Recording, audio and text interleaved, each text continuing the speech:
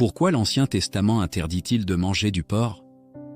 T'es-tu déjà demandé pourquoi Dieu interdit, dans l'Ancien Testament, de manger certains animaux?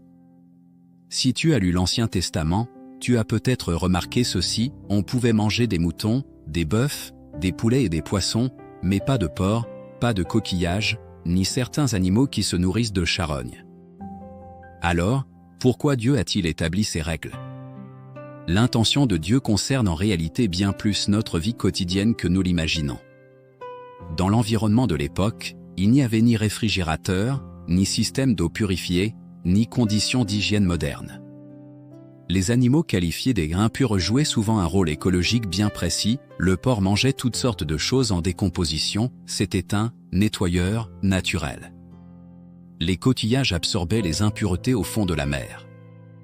Les animaux charognards décomposaient les cadavres et les matières en putréfaction. Ces animaux ne sont pas mauvais, mais Dieu les a créés pour être des agents de nettoyage de l'environnement, et non une source principale de nourriture pour l'être humain. Ainsi, les lois alimentaires données par Dieu n'étaient pas destinées à imposer un fardeau, mais à protéger son peuple, afin qu'il reste à l'écart des maladies et de l'impureté dans les conditions de vie d'alors.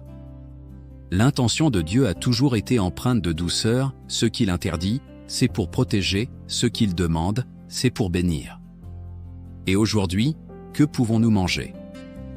Dans Actes chapitre 10, Dieu dit à Pierre: « Ce que Dieu a déclaré pur, ne le regarde pas comme souillé. » Jésus a également enseigné: « Ce n'est pas ce qui entre dans la bouche qui souille l'homme, mais ce qui sort de la bouche, c'est ce qui souille l'homme. » Aujourd'hui, nous ne sommes plus soumis aux lois alimentaires de l'Ancien Testament. Mais nous devons toujours garder la sagesse. Manger avec modération, avec reconnaissance, et pour la gloire de Dieu. Le plus touchant, c'est que derrière chaque commandement de Dieu, il y a l'amour. Il ne nous limite pas, il nous protège. Si ce partage t'a touché, n'hésite pas à laisser un commentaire ou à le partager pour que d'autres découvrent la bonté et l'intention de Dieu.